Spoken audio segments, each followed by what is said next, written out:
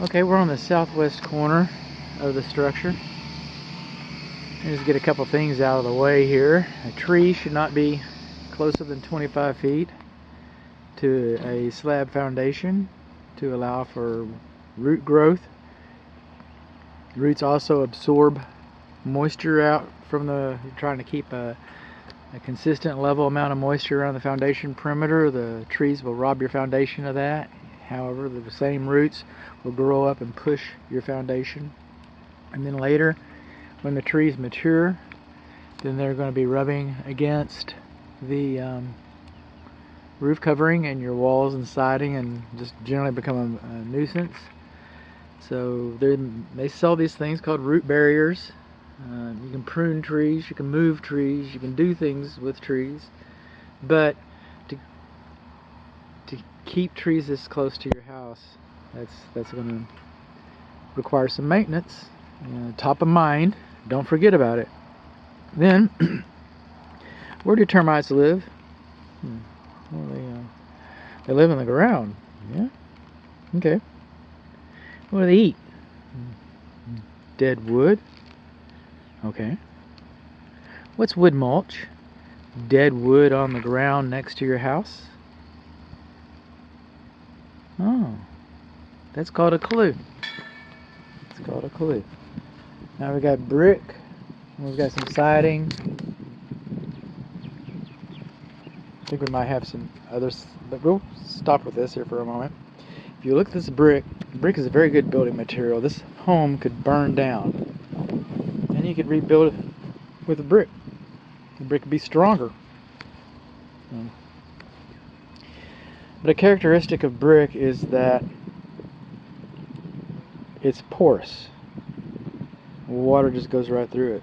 So around the drainage, the perimeter, the drainage plane, okay, the water shelf, okay, we have weep holes. Most of the time, the only thing that comes out of those is vapor. We expect them to leak under normal circumstances. The water comes down, dries as it goes. The vapor, just the pressure, the vapor releases it, and that's it. That's the way it's supposed to work.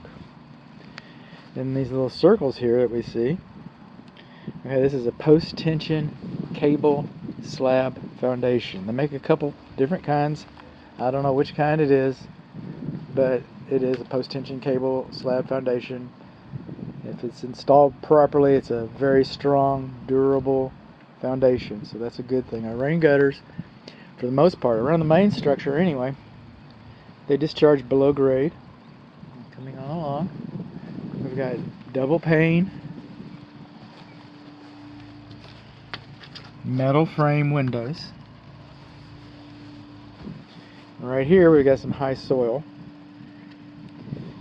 Okay, we should have at least 4 inches of foundation perimeter visible all the way around. I think the TREC says 6 inches.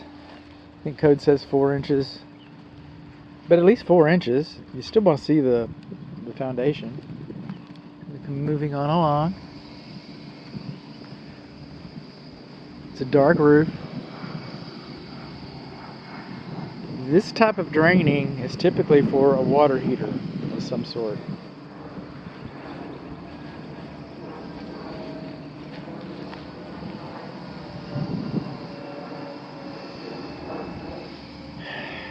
And the pressure relief valve is supposed to discharge a minimum, no further from the ground than 6 inches.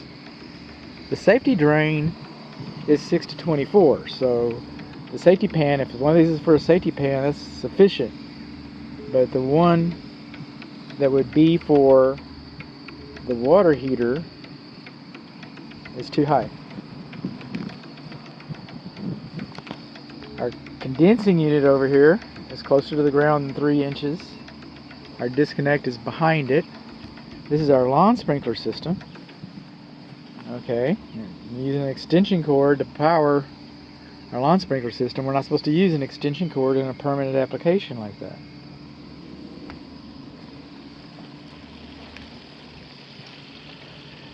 Moving on along. We've got continuous soffit vents, and so I'm going to be looking for continuous soffit vent baffles in the video, the attic video you've already seen. Wood mulch next to the house. And again, we have high soil here, high soil here, high soil here. Going along. Now, this is kind of an interesting area. This is our swimming pool and our gazebo, outbuilding, surface drains. When we come around here, we see our weep holes are getting smaller. Weep holes are getting smaller. And then when we come around here into the kitchenette area, our weep holes are completely buried. They're gone. We don't have weep holes around this area. Now it's covered. It doesn't get as much rain, I guess, you know. I guess you're protected like that, but I'm not aware of an exception to the code. So maybe the builder knows where that exception is, and he can point us to the right direction so that I don't make a mistake and call things out incorrectly. Okay. I hope this refrigerator is still working. It's cold for now, but I tripped the GFCI for the safety device, and they're not labeled. I tripped the GFCI. And to reset the GFCI is behind that TV screen. This is loose. Looser than I thought. Okay. Hey, is it one of those magic touches? It's kind of scary. This is kind of scary too. It's just cold water here. You can see where it branches off to meet the fixture. But then we come down here, and that's our drain. And our drain does not have a P-trap. There's no P-trap for our drain. Isn't that crazy? We come over here for our gas pipe.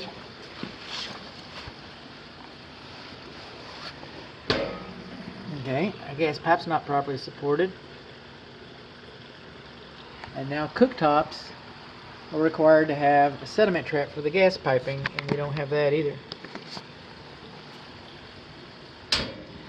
I can't get the electric features to work on this, so I bet the refrigerator is not working either.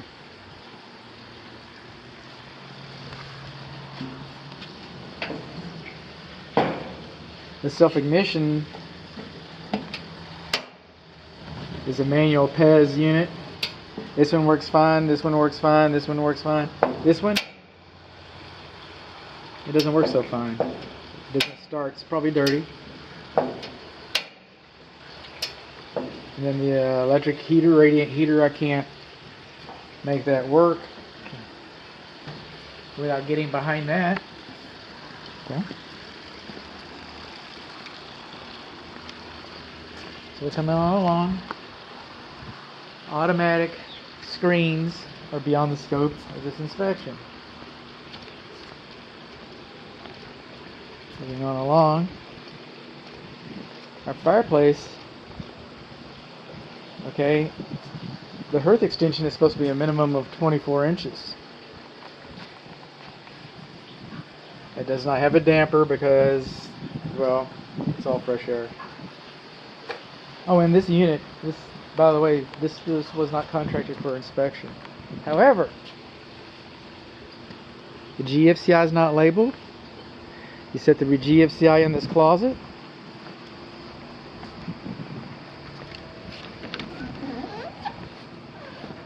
This light is on a GFCI circuit. Lights are not supposed to be on GFCI circuits.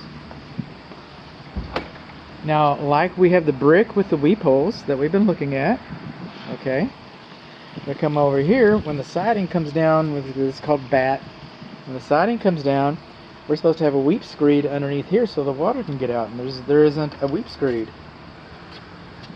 And our exterior light fixture is supposed to be sealed to keep water from getting into the wall system.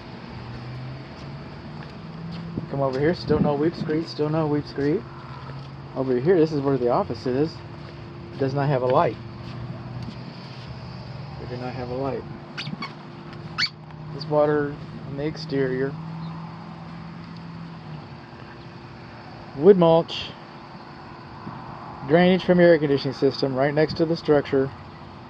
You're asking for it. It's termite bait. Moving on along.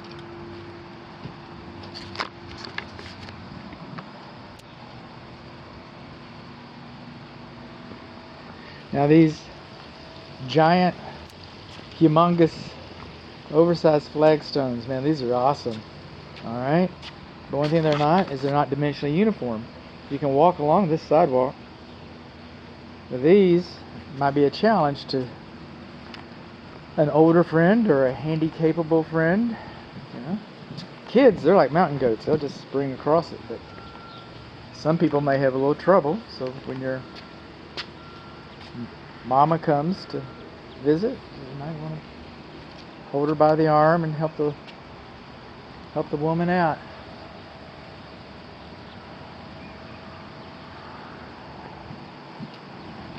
Moving on along.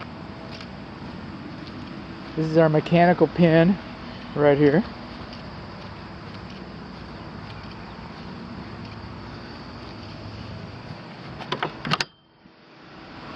Now that's your main meter with the main service disconnects, and they're supposed to be outside so they can be found easily. If it's inside this mechanical pin,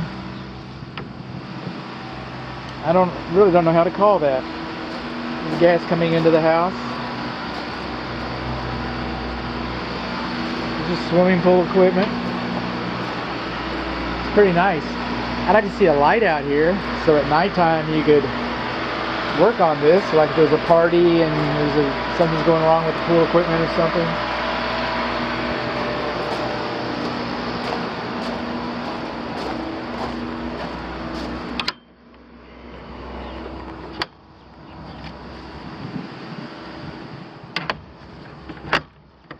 Moving on along.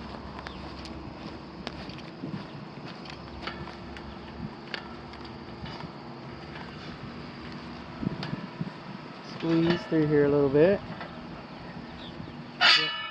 You'll notice this outbuilding here. I don't see any air intake for the attic space. I see a raised ridge, so we probably have a ridge vent up there, but there's no air intake for the attic. On the garage doors, the vertical casement is not supposed to be in direct contact with the concrete. Okay? Wood is cellulose. The concrete is porous. The concrete holds the water, and then the cellulose wood next to the concrete sucks the water up like a straw and then rots out the bottom. I see a lot of times people cut it out and put another piece in there just like it was. There should be a 2-inch gap thereabouts on all the vertical door casement. I'm missing something here. You got time for me to back up for a minute? Do we have time for that?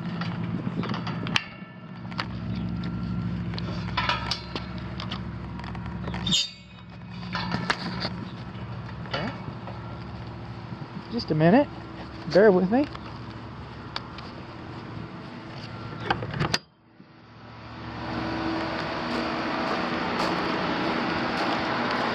This piece of form board shouldn't be left next to the house. This should have been removed. They're actually using this to secure electric cables.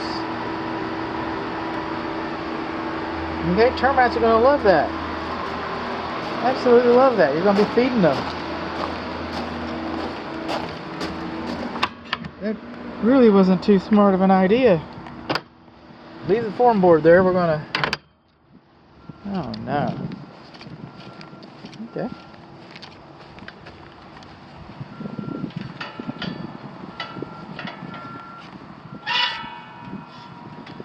Then, garage door casement's too close, like I said. Unlike the outbuilding around the main house, our light fixtures are sealed. And then we've got the oversized way cool flagstone again. We've got our weep holes like we're supposed to. And we've got our weep holes over our windows. Because our windows have lintels, just like the garage does. And then they have... The lintel holds up the brick. It disturbs the drainage plane. So we install weep holes anytime you disturb the drainage plane. So it can continue down like that. Trees too close, like I said. But now we're going to get to some fun stuff. See how well we can see it in here.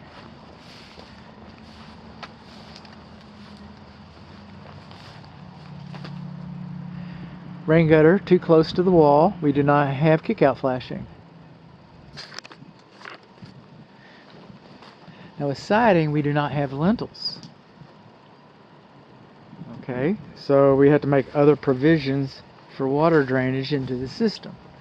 At this point, we would put Z-bar flashing between the top horizontal casement and the wall siding. So the Z-bar flashing can come behind the wall siding, come out over the casement, and then down, make a little lip, Z, and that keeps this from rotting out. And we do not have Z-bar flashing over our windows that are set into siding.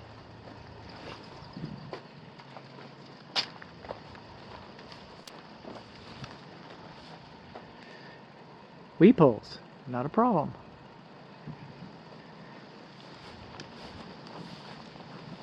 Around here. Somebody's crawling around in here. What are you? I can't tell if it's a really big spider or a little bitty frog. Okay. Rain gutter on the roof. Rain gutter too close. Do not have kick-out flashing. This is the front door. Wind can blow in. We should have Z-bar flashing across the top of that casement as well. These windows all should have Z-bar flashing. In fact, the casement on these windows, I don't know if this is a special design, but barring that, we should have Z-bar flashing over the window and the window casement. Lawn sprinkler heads are not supposed to be closer than 5 inches to flat work, like a porch or the structure.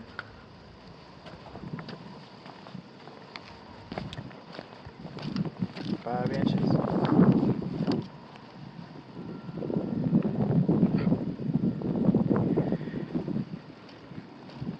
And this is just about where we started when I was talking about trees being too close and wood mulch and termites and all that stuff.